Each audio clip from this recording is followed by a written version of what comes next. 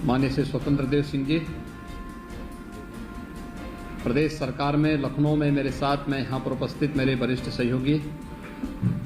उप मुख्यमंत्री श्री ब्रजेश पाठक जी, मेरे साथ वर्चुअली जुड़े यहाँ पर प्रदेश के शासन के उप मुख्यमंत्री श्री केशव प्रसाद मौर्य जी, पंचायती राज विभाग के मंत्री चौधरी भूपेंद्र सिंह जी, प्रदेश महामंत्री श्री अमरपाल मौर्य जी, प्रदेश के सभी हमारे माननीय सांसद, माननीय विधायक, क्षेत्रीय अध्यक्ष, जिलाध्यक्ष, हमारे एमएलसी पद के सभी प्रत्याशीगण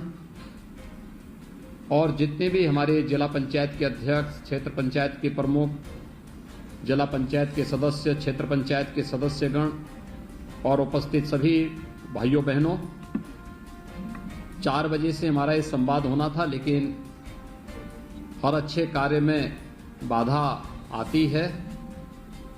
और अच्छे कार्य की सफलता इसी पर निर्भर होती है कि उसमें बाधा कितनी आ रही है।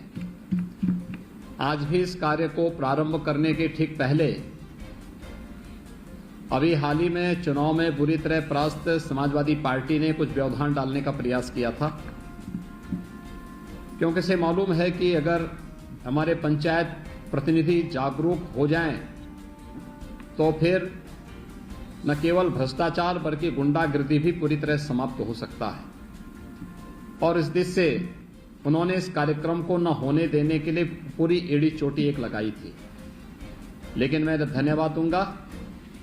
प्रदेश अध्यक्ष जी को कि उन्होंने मेरी अनुपस्थिति में इस कार्यक्रम को आगे बढ़ाने का कार्य किया और मैं आभारी हूं भारत निर्वाचन आयोग का, जिन्होंने हर प्रकार की आपत्ति को दरकिनार करते हुए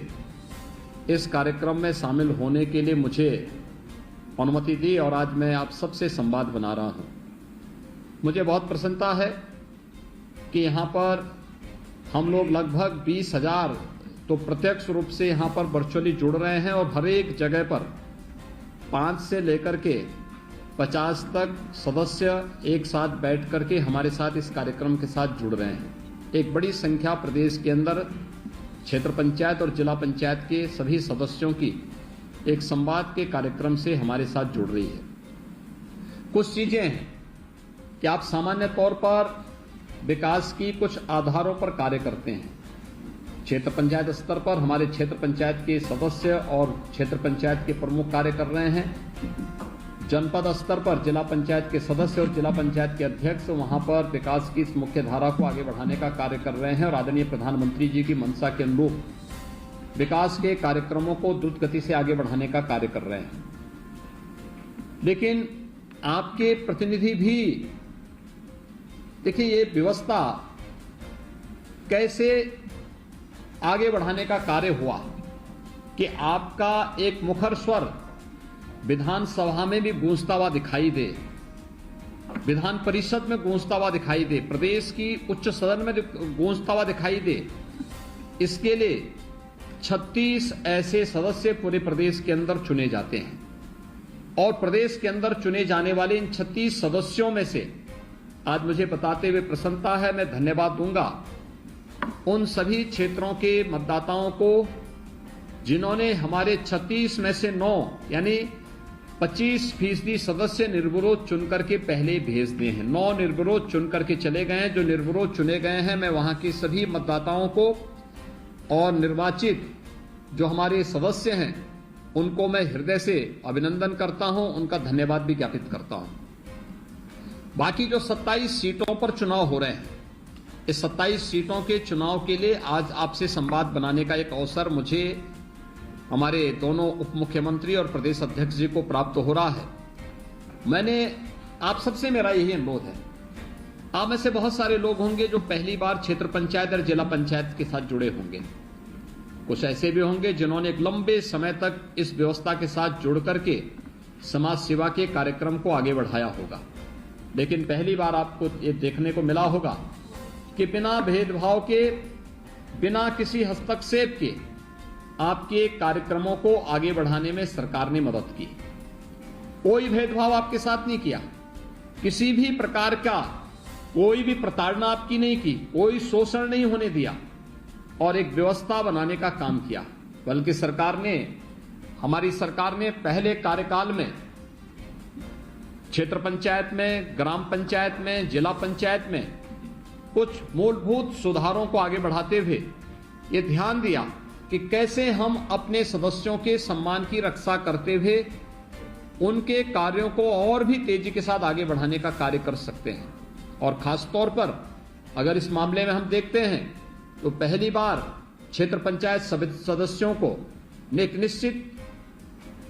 बैठक भत्ता देने की कार्रवाई प्रारंभ हुई। क्षेत्र पंचायत प्रमुख को एक निश्चित मानदेय देने की कार्रवाई प्रारंभ हुई। जिला पंचायत के सदस्यों के लिए भी और जिला पंचायत के अध्यक्ष के लिए भी यह व्यवस्था बनाई गई। और यही नहीं, जनता के द्वारा चुने गए इन जनप्रतिनिधियों को सुरक्षा बीमा का कवर देने का काम भी पहली बार हुआ है। सरकार ने इस मंशा को बहुत स्पष्ट किया है कि क्षेत्र पंचायत को हम लोग मनरेगा से अधिक उनके साथ हम उनको उन कार्यों के साथ जोड़ सकें, इसका अधिकार भी हम इनको देने की कार्रवाई आगे बढ़ चुकी है। और इसीलिए जो सरकार आपके माध्यम से विकास को प्राथमिक रूप से आगे बढ़ा करके विकास की जो महत्वपूर्ण धुरी होती है, ग्राम पंचायत, क्षेत्र पंचायत, जिला पंचायत, यहां से चुने गए जनप्रतिनिधियों को सम्मानजनक ढंग से आगे बढ़ने के लिए प्रेरित कर रही हो, प्रोत्साहित कर रही हो, उनके साथ मिलकर के कार्यक्रम को आगे बढ़ा रही हो, मुझे लगता है उससे जुड़े हुए जनप्रतिनिधि जब आगे बढ़ेंगे तो न केवल विकास होगा बल्कि उस विकास का श्रेय आपको भी मिलता हुआ दिखाई देगा। और इसीलिए मैं आप सबसे मेरा अनुरोध होगा, भारतीय जनता पार्टी ने इन सभी 27 सीटों पर स्वयं अपने प्रत्याशी खड़े किए हैं और भारतीय जनता पार्टी के सभी प्रत्याशी जो शेष 27 सीटों पर जिनके बारे में भी प्रदेश अध्यक्ष ने अभी आपके सामने कहा है, वे सभी प्रत्याशी आपके बीच में,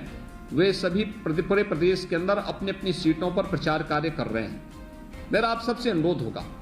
कि देखिए, प्रदेश में भारतीय जनता पार्टी नेतृत्व की एक लोकप्रिय सरकार का गठन हो चुका है। प्रदेश की जनता ने, जिसमें आप सभी भी उसमें एक मतदाता थे, भारतीय जनता पार्टी को अपना आशीर्वाद दिया और 25 मार्च को आदरणीय प्रधानमंत्री जी के सानिध्य में उत्तर प्रदेश में एक लोकप्रिय सरकार का गठन हो चुका है। सरकार ने अपना कार्य भी प्रारंभ कर दिया है। हमारी सबसे पहली परीक्षा होगी जब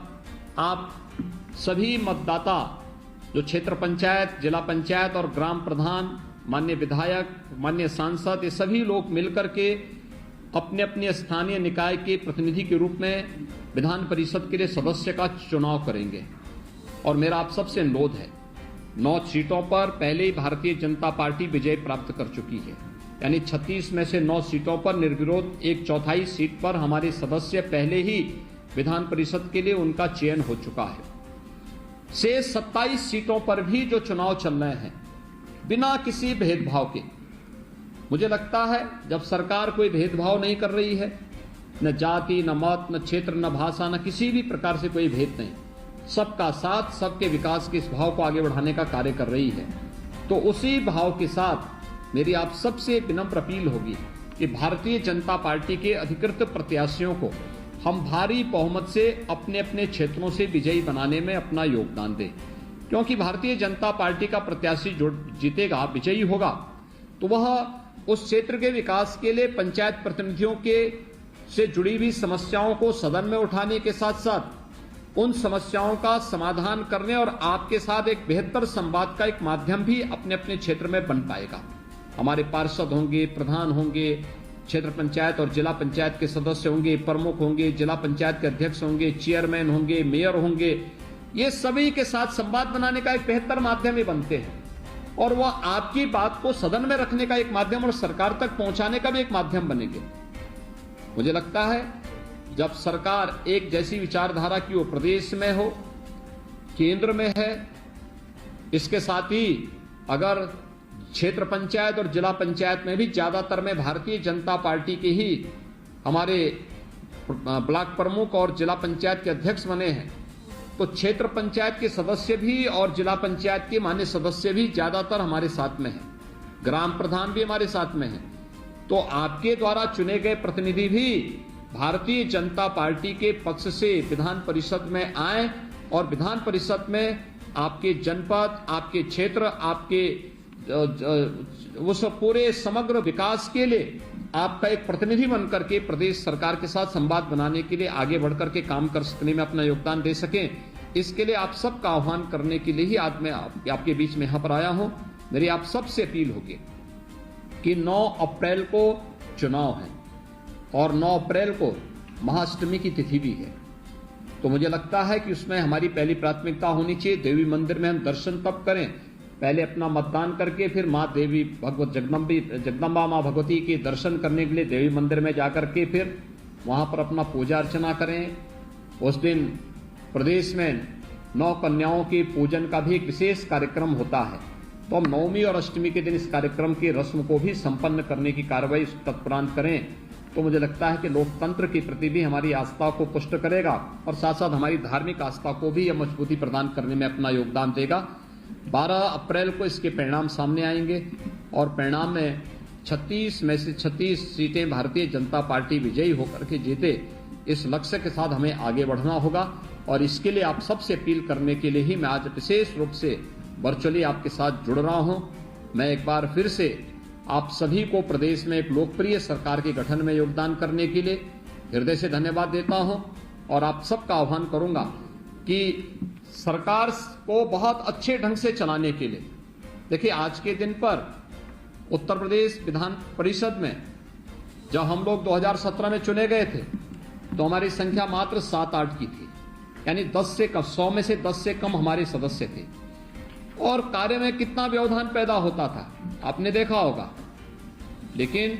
आज विधान परिषद में भारतीय जनता पार्टी बहुमत के साथ में है और अगर ये 36 के 36 सीटें भारतीय जनता पार्टी जीत जाती है तो भारतीय जनता पार्टी और सहयोगियों की सीट विधान परिषद में 75 से 80 तक पहुंच जाएगी,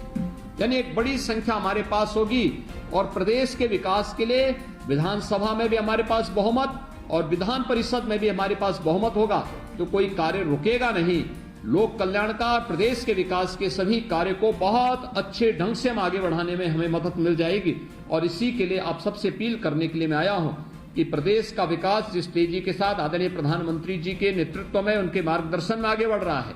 इसे हमें अनवरत आगे बढ़ाए रखने में अपना योगदान देना होगा, क्योंकि ये विकास आज के लिए तो यह उज्जवल भविष्य, ये तो आज की दृष्टि तो महत्वपूर्ण है ही, लेकिन हमारी वर्तमान और भावी पीढ़ी के उज्जवलमय भविष्य के लिए भी यह बहुत महत्वपूर्ण होगा और उसी की नींव रखने के साथ साथ उसको द्रुत गति से आगे बढ़ाने के लिए हम सब प्रदेश की सरकार को भारत सरकार के साथ मिलकर के डबल इंजन की सरकार को तेजी के साथ आगे बढ़ाने का कार्य कर रहे हैं। मैं एक बार फिर से आज जुड़े हुए जितने भी हमारे जिला पंचायत के अध्यक्ष हैं, महापौर हैं, क्षेत्र पंचायत के प्रमुख हैं, हमारे माननीय सांसद हैं, माननीय विधायक, विधान परिषद के सदस्य, जिला पंचायत के सदस्य, क्षेत्र पंचायत के सदस्य और भी अन्य जितने भी गणमान्य मतदाता हैं स्थानीय निकाय के, उन सभी पार्षदों को, उन सभी को मैं हृदय से एक बार फिर से धन्यवाद देता हूं, आपका अभिनंदन करता हूं और विश्वास व्यक्त करता हूं कि आप सभी लोग मिलकर के भारतीय जनता पार्टी के प्रत्याशियों को विजयी बनाने में अपना योगदान देंगे। आप सबका जुड़ने के लिए हृदय से धन्यवाद देता हूं और विश्वास व्यक्त करता हूं कि भारतीय जनता पार्टी का अधिकृत प्रत्याशी आपकी सीट पर भारी बहुमत से विजयी होकर के उस क्षेत्र के विकास के लिए अपना योगदान देगा और सरकार की योजनाओं को आप तक पहुंचाने में आपका सहयोगी बनेगा। आप सभी के प्रति और सभी प्रत्याशियों के प्रति मैं अपनी शुभकामनाएं देता हूं। धन्यवाद, बहुत बहुत धन्यवाद। जय हिंद।